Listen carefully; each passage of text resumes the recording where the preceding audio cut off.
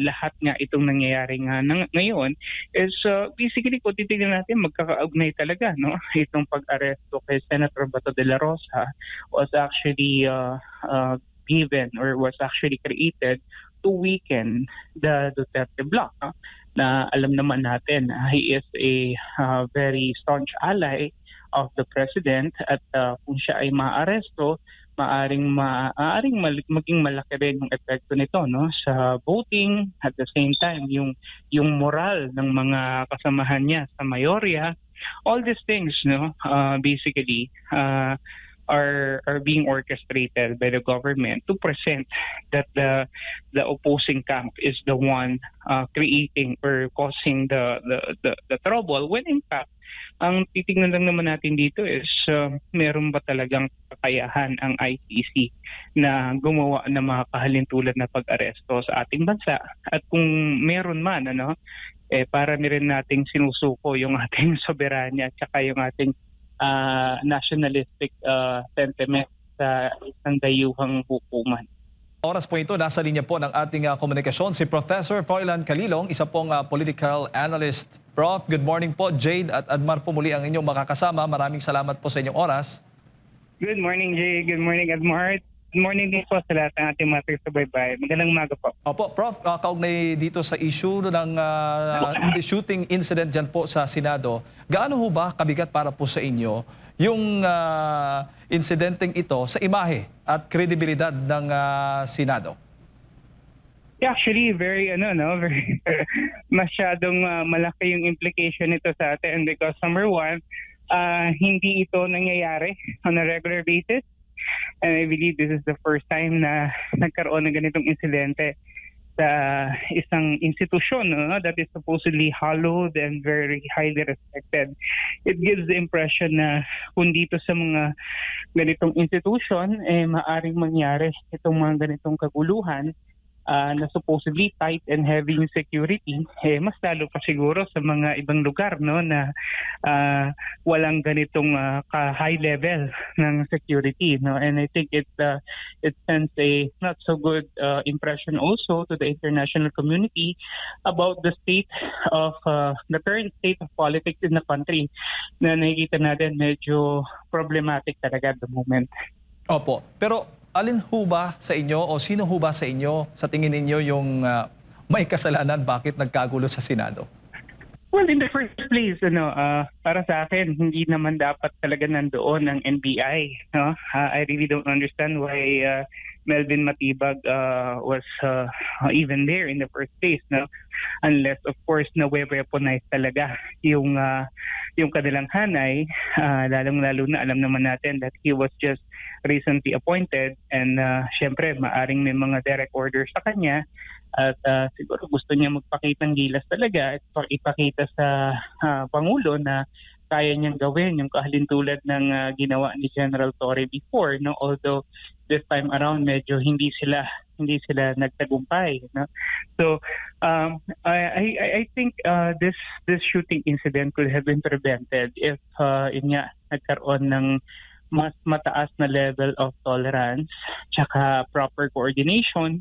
Kung totoo man yung sinasabi nila that they were there because of the request coming from the GSIS, I think this should have been properly communicated para hindi umabot sa ganitong katinding insidente, no? Wherein lives could have been at stake. And it created panic and a great deal of anxiety, not only for the senators who were there, but I think for the entire country during that critical moment. Opo. Pero papaano ho ito makakaapekto naman sa kasalukuyang estado ng politika sa ating bansa, Prof? Well, it just simply shows that the state and the government is doing and using every resource possible para nga masiguro na yung kanyang interes ay maisusulong niya mapagtakpan ng mga issues na maaring kasangkutan niya or kinasasangkutan niya at the moment at maibaling yung galit ng taong bayan kay VP Sara at sa mga kaalyado ng mga Duterte. No? Very, very clear naman yung maneuvering na nangyayari. No? So the political weaponization of the resources of the government as well as the people that are supposed to be protecting the interests of the people right now is actually protecting the interests solely of the government. And this is not very good insofar as our democracy is concerned, because the government should be there to actually protect and uphold the rights of the people and not just to engage in self-preservation mechanism. Opo. So naniniwala kayo, Prof, na mas baga yung tiwala ng publiko ay nawawala dahil sa insidenteng ito sa ating mga law enforcement agencies like the NBI at iba pa? Yes, actually kasi masyadong obvious no na nagagamit sila at na-weaponize itong mga institutions na to na in the first place hindi naman ganoon at hindi naman yun ang dapat nagiging papel nila. Diba? I mean, for example, if it's going to be a valid and lawful arrest, bakit NBI ang gagawa? Kaya nga meron tayong PNP no to actually enforce that. So bakit nandoon? So again, it sends the impression to our countrymen that the full length of the strength of this government is being used to arbitrarily make arrests like this, and in the process talagang lalo nitong pinapahina yung institutional mechanisms in place na nag-erode talaga yung trust and confidence ng publiko sa ating mga government instrumentality.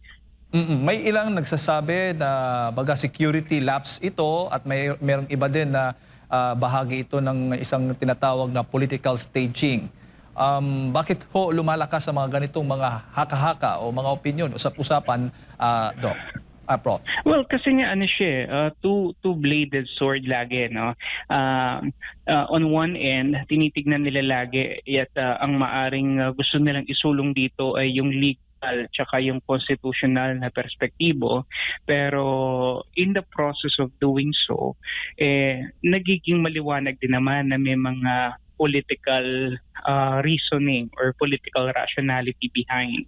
At lahat nga itong nangyayari nga ngayon is basically kung titignan natin magkakaugnay talaga, no? Itong pag-aresto kay Senator Bato de la Rosa was actually given or was actually created to weaken the Duterte bloc, no?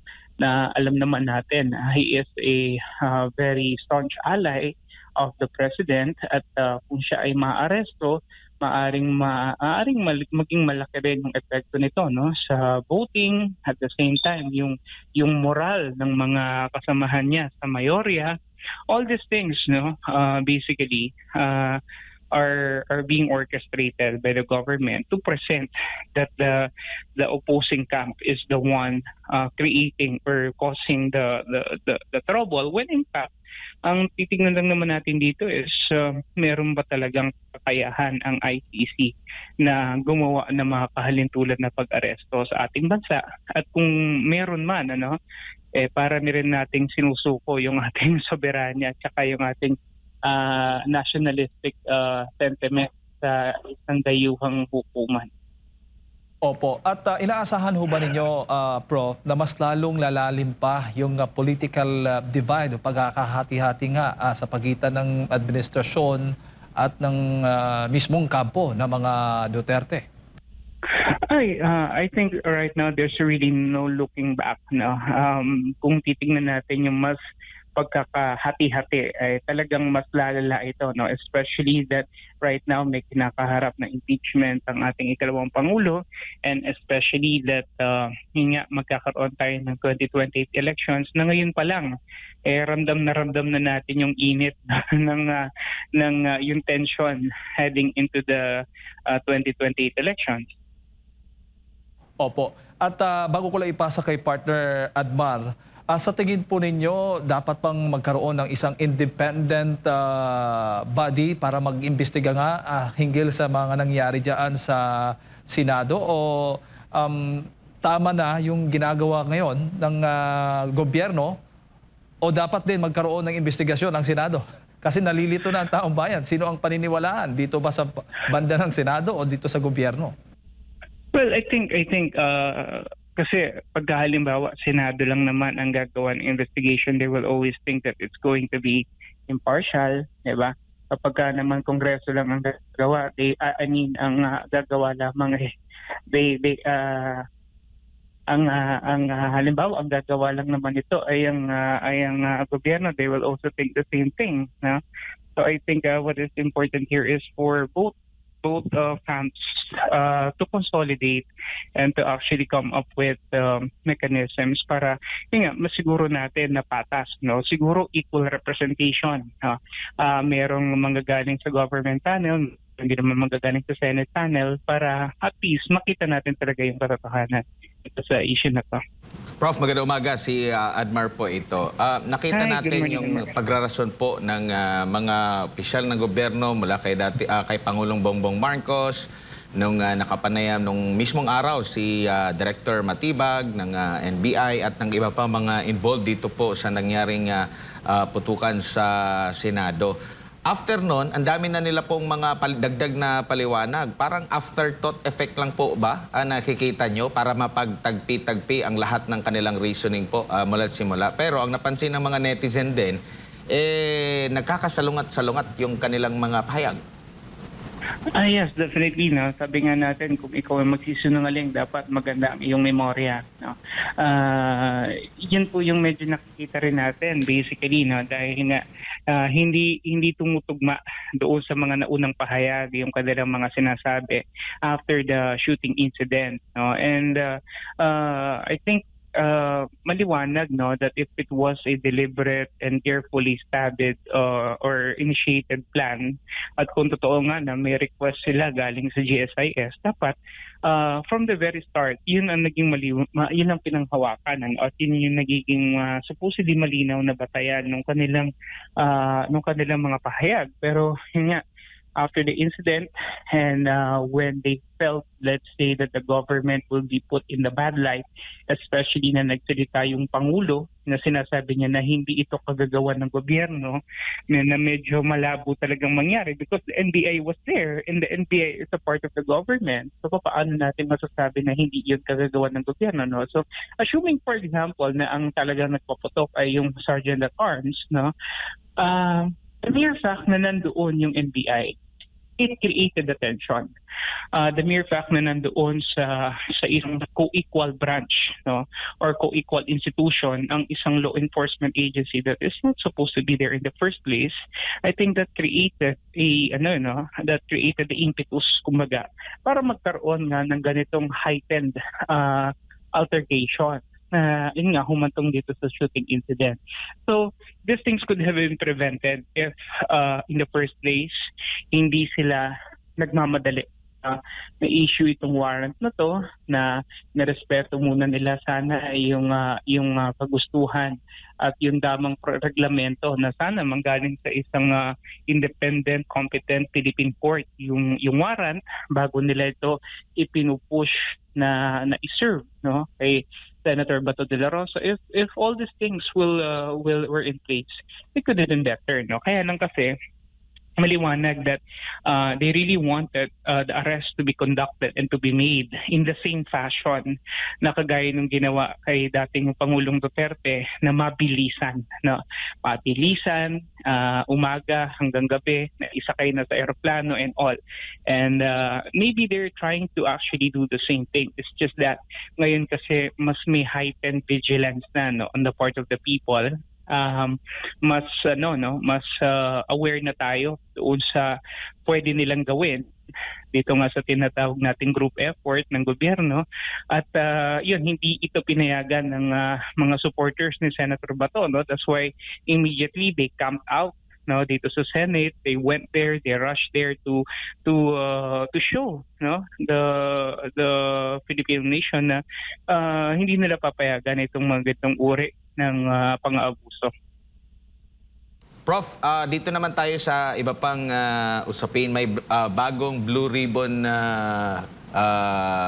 chairwoman po ang Senado ngayon at gumawa po ng kasaysayan si Senadora Pia Cayetano bilang tanging babaeng senador na humawak sa naturang posisyon ng ng 2 beses. Dalawang beses, Ano yes. po ang nakikita nyo dito? Kasi ito po isa sa mga inantabayanan ng ating mga kababayan, lalo na't nabitin sila doon sa investigasyon kaugnay sa mga maanumalyang flood control projects issue ng corruption po. Well, I think with the experience that she has, no, dahil nga na-handle na niya itong makapangyarihang committee na to in the past, I think she is the perfect person. Ano? Of course, Senator Marcoleta could have also been a good alternative. Kaya lang kasi alam naman natin that if ilalagay doon si Senator Marcoleta, that will put a lot of fire, no, especially on the Senate leadership na para bang kumaga parang hindi yung perception na talagang pinapagharap lang si Ping Lacson tsaka ito si Senator Marcoleta. So I think to diffuse that and to actually de-escalate yung possible tension on that matter, mas maganda nga na si Senator Pia Cayetano na yung nailagay dito, no? And asahan natin definitely na magkakaroon tayo ng mas maayos na pagbalangkas dito, no? Mas magkakaroon ng direction kasi nga yung nag-iisang takip na para malaman natin talaga yung flood control scandal at kung ano man yung mga kailangan nating malaman tungkol dito ay natanggal na at napalitan na. Walang iba kundi si Senator Ping Lacson na sa una akala natin matapang, akala natin anti-corruption, pero kalaunan siya yung naging hadlang para malaman natin talaga yung katotohanan. So, it's a good thing, I think mas maganda na ngayon yung tatahakin ng Senate Blue Ribbon Committee at lalo lang nitong ma-heighten or ilalagay sa surface yung kahinaan ng nakaraang liderato, lalong-lalo na sa pag-iimbestiga dito sa flood control scandal. Kasi nga maliwanag na may mga pinagtakpan sila at may mga tao silang pinoprotektahan, lalong-lalo na itong si Senator Ping Lacson, na parang ang characterization ko sa kanya para siyang isang dragon slayer daw, na nung nakarating siya sa Castillo, instead na patayin niya yung dragon, naging gwardiya siya nito. So, something like that. No? So, ngayon na wala na siya, mas mag-aasahan natin yung mas maliwanag na direksyon nitong flood control. At sana, maging susi talaga ito sa pagpapakulong at pag-alam natin kung sino talaga yung mga tao na dapat ng managot dito.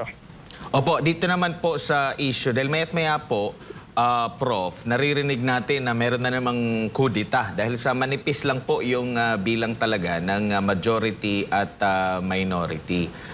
Sa tingin niyo po, bakit laging may ganyan pong tayong naririnig?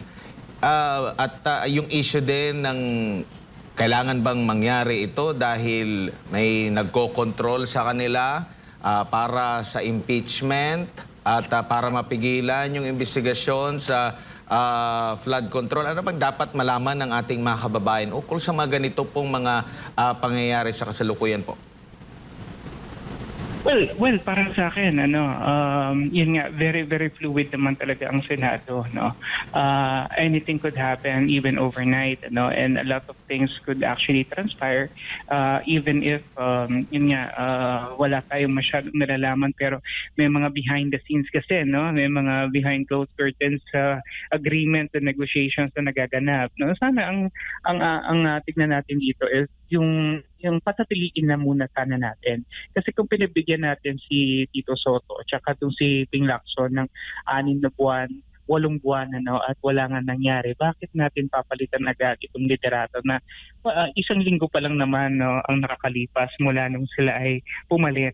So we need to give ample chance to them to also prove themselves. Kasi kung papalitan natin sila kaagad, nagiging maliwanag that everything is actually born out of politics. And kung titignan naman natin din yung qualification at yung experience at track record ni Senator Cayetano, I mean, pound for pound naman. I mean, kumpara kay Senator Tito Soto na I don't know kung ano ba yung kaya niyang ipantapat dito kay Senator Cayetano in terms of legal expertise and brilliance pagdating dito sa mga ganitong usapin. Tingin ko naman we're right now in better hands kumpara dito kay Senator Tito Itbulaga Soto. Opo, kasi nabanggit din ng dating tagapagsalita ng Senate Impeachment Court na possible na isa sa mga factor kung bakit napalitan din ang liderato ng Senado ay dahil sa walang or kakulangan ng kaalaman ng dating Senate President Tito Soto, lalo na sa usapin sa impeachment. At akma itong kasalukuyang liderato dahil sila po ay nag-convene na rin bilang impeachment court. Mas sanay kung isang abogado, matagal na sa profesyon para dito po sa usapin na ito, Prof. Tama po yun. And I totally agree with that, no? Because an impeachment is a legal and constitutional proceeding. And kinakailangan talaga rin natin dito yung tao na mamumuno, meron talagang sapat na legal na preparation. At yun yung kasing magdidikta somehow kung ano ba yung mga regulations, ano ba yung mga legal mechanisms na kinakailangan nating malaman at maintindihan at magiging mas madali ito para sa kanya kasi nga meron na siyang legal background about this. Hindi lang siya yung tipong aaralin mo muna bago mo gawin, kasi nga you cannot hindi pwedeng trial and error dito, na kasi napakahalagang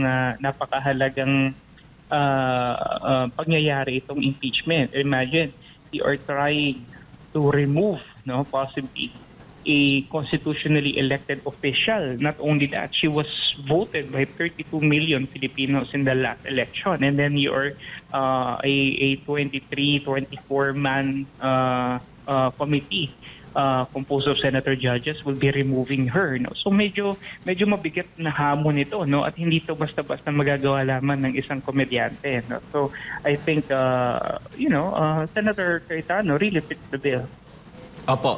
Dito naman tayo sa naging mga pahayag ng mga kongresista na pabor talaga dito sa impeachment laban kay Vice President Sara Duterte. Hindi daw sila natatakot sa darating po na eleksyon sa maaaring maging epekto ng pagsuporta nila dito sa impeachment. Sa tingin niyo po sa kanilang ginawa sa mataas pa rin na suporta na pinapakita ng taong bayan sa pangalawang Pangulo, wala ba o merong epekto sa kanilang future na pagiging politiko po, Prof, dito sa mapabor sa impeachment?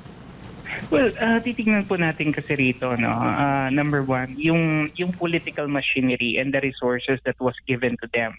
Kasi kung totoo na binigyan sila ng 20 million, another 70 million for MOOE, and another 150 million for later release, para sa kanilang constituents, magagamit nila to actually to still consolidate yung kanilang political base dun sa areas na yan. Kasi syempre at the end of the day, ang mga kababayan natin nangangailangan talaga ng tulong pinansyal, ng ayuda, for example. At ito nga ang gagawin nila dahil naisip na to ng gobyerno, They know that this is going to happen, na matatakot yung mga politiko, especially the congressmen, to vote in favor of the impeachment. So what they did was they tried to craft a mechanism para nga tapatan yung hamon na to, and that is of course by giving them money, so syempre kapag meron ng pera, nag-iiba na ang tono at ang demeanor ng ilan sa ating mga kababayan. At kapag may suporta na agarang ibibigay sa kanila na manggagaling nga dito sa mga kongresista na to, maaring hindi magiging malaking epekto. Hindi ko sinasabi na hindi na nila susuportahan si VP Sara, pero nandun pa rin yung suporta nila dito sa mga kongresista na to kahit hindi sila bumoto kay VP Sara, kasi nga meron nakukuha na benepisyo yung mga taong bayan galing sa kanila, na galing din naman doon sa kabanang bayan na pinansuhol sa kanila para nga bumoto in favor of the impeachment. Huli na lang po mula sa akin, Prof, magiging finish na ba ang 2028 sakaling makakuha ng paborableng desisyon mula sa Korte Suprema o di kaya ay sa Senate Impeachment Court dyan po sa Senado si Vice President Sara Duterte? Well, I think with the way things are going right now and with the composition of the Senate and the majority, I think it's safe to say na if we're going to look at the impeachment as a political numbers game, talagang makikita natin that it's really leaning towards possible acquittal. No? Pero like I said a while ago, hindi pa rin naman ito talaga sigurado dahil nga maaring may mga pagbabago na maganap depende doon sa lalim at lawak ng mga pag-uusap na nangyayari behind closed doors sa mga transactions na nagagawa sa mga agreements na nabobroker as time progresses. No? So everything is not yet cast in stone. Pero kung sakali naman na mananatili itong composition na to, I think it's safe to say that we're good to go. No? Pero I mean, the vice president is already assured, no, that she will be able to run for 2028. Pero ang tanong ko si Rito is, ano naman yung magiging pagtanggap nito ng mga opposition, lalo-lalo na ng mga kontra sa ating ikalawang Pangulo, particularly itong mga miyembro ng Kongreso, itong mga makakaliwang grupo, itong mga Pinklawan at Dilawan. I'm sure that they will not accept this sitting down, that they will still be protesting and they will be continuing with what they're doing right now because they feel na hindi ito yung tamang decision. It's very obvious, no? Pero ang kailangan natin din ditong bantayan will be the impression that the public will be making out of this impeachment. Kasi whether or not makonvict siya, no? The mere fact na ito maglalatag ng mga ebidensya, ng mga testimonya, tsaka ng mga pahayag, no? This may create the impression that she is possibly guilty even before a verdict will be reached, and yun nga, it's the impression that is given na medyo negative on her part. At ito yung iniiwasan natin basically. Opo, singit ko lang po, Prof, sakali naman po na siya po ay mahatulan ng guilty naman, no? Ma-impeach po, Prof. Usap-usapan din kasi, nababasa ko rin sa social media na pwede namang maisalin sa kanyang mga kapatid kung para sa 2028. Maaari bang ganun din ang magiging suporta? Nakikita nyo po na maisalin pa rin sa isa pang Duterte po, Prof? Yes, possible naman yun. Ano? It could actually be an alternative plan on the part of the Duterte bloc, no? Basically. And dito natin matetest kung gaano ka-resilient yung pagsuporta ng mga kaalyado ng mga Pangulo at ng kanilang mga supporters, no. So what I'm saying here is that yung tinatawag natin na hardcore supporters, no, yung pinaka-core unit ng vice presidential support, dito natin matetest, no? Kasi the truth is kung sakali mang hindi siya makahabol, no, it's quite funny to think na yung mga supporters niya ay iboboto ba si Senator Risa Hontiveros, si Trillanes, si Bam Aquino, or si Leni Robredo? I mean, I highly doubt it. No? So, kaya kakailanganin talaga nila mag-build in ng isang alternative candidate. No? Otherwise, these people that are supporting the Dutertes, I doubt it if they will change position, but they would support anybody that the Dutertes will be endorsing definitely. Opo, at huli na lang po talaga, Prof. If ever naman po, nakita nyo rin po ba na dito sa mga kalaban po ng mga Duterte, pati rin yung mga, which is naumpisa na yan din ata dito kay Congressman Pulong, na inireklamo din po sa ombudsman sa kanyang distrito, masyado na bang klaro o halatang-halata na talaga pag itong mga Duterte ay magiging subject din po ng panggigipit? Yes, definitely. At I think matagal na naman natin itong naranasan ng mga Duterte for the past 4 years or 3 years, and I think they're already used to it. No?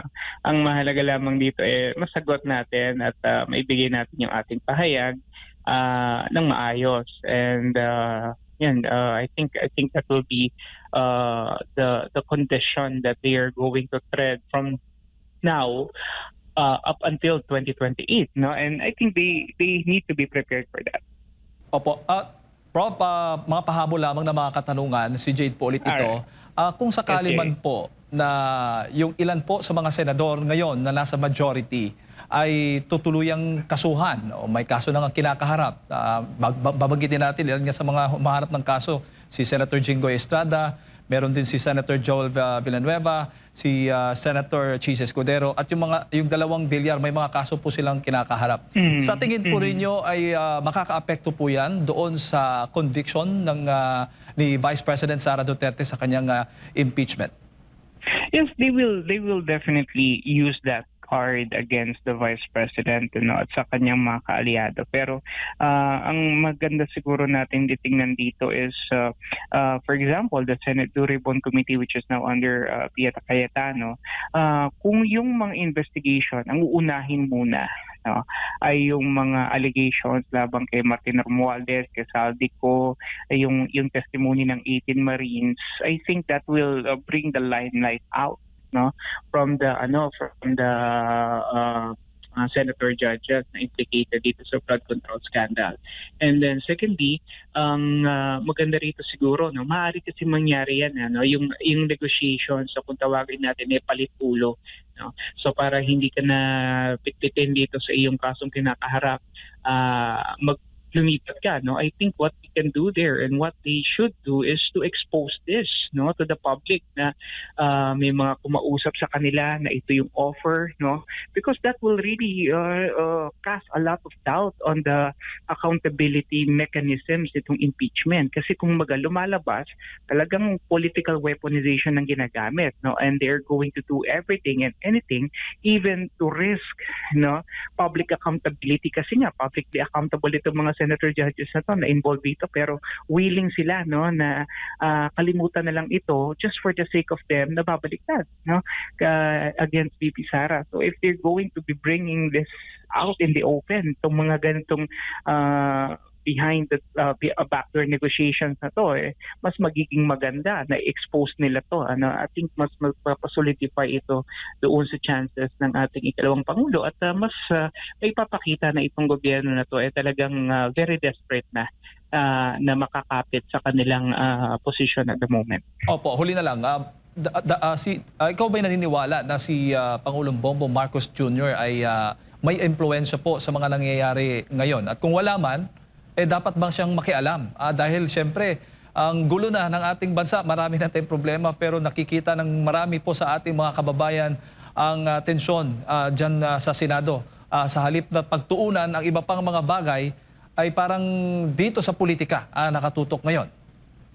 Well, kung wala naman pong ginagawa ang ating Pangulo, hindi naman po bago yun, dahil wala naman talaga siyang ginagawa most of the time. Kung sakali naman na meron, kung ang tanong ay kung meron ba siyang direct involvement dito, hindi po nangyayari itong mga bagay-bagay na to on their own. Hindi naman to parang isang makina na will operate on their own. Kinakailangan talaga merong magtitimon. And I think is really on top of the situation. Nga lamang, ang sinasabi kong he is on top of the situation hindi dun sa level ng governance, kundi doon sa level ng politika, na talagang minamanduhan niya yung galaw at takbo ng politika para maprotektahan yung kanyang interest, yung kanyang pangalan, at yung mga kaalyado niya, at the expense of course of not being able to govern properly. And it's really a sad state of affairs, that we still have 2 years to endure. Pero wala tayong magagawa. Sabi nga natin, 6 years is a very short time for a good president, but a very awfully long time for an incompetent one. And nandun tayo sa nasa awfully long time tayo ngayon, itong 6 years na to. Opo. Mensahe na lamang po ninyo, Prof, sa lahat ng ating mga kababayan at sa lahat ng mga opisyal ng gobyerno na sa tingin mo dapat manindigan sa gitna nga ng mga issue na nahaharap po ang ating bansa. Well, dapat po talaga na manindigan tayo rito. Hindi po bago at hindi po biro ang kinakaharap nating mga hamon. Kasabay ng takbo ng politika natin, maaaring sumasabay dito rin, at dapat na makikita natin yung klase ng kahirapan ng buhay na nararanasan ng ordinaryong mamamayan. So habang ang ating mga politiko, ang mga matataas na opisyal nalulubog dito sa tinatawag nating political noise, kasabay nito nalulubog din tayo sa matinding kahirapan at sa kawalan ng reforma sa ating kabuhayan. I think the government should also look into this very well so that we will be able to address this situation at magkaroon naman ng kayusan itong ating bansa na sa ngayon talagang mabigat ang ating pinagdaraanan.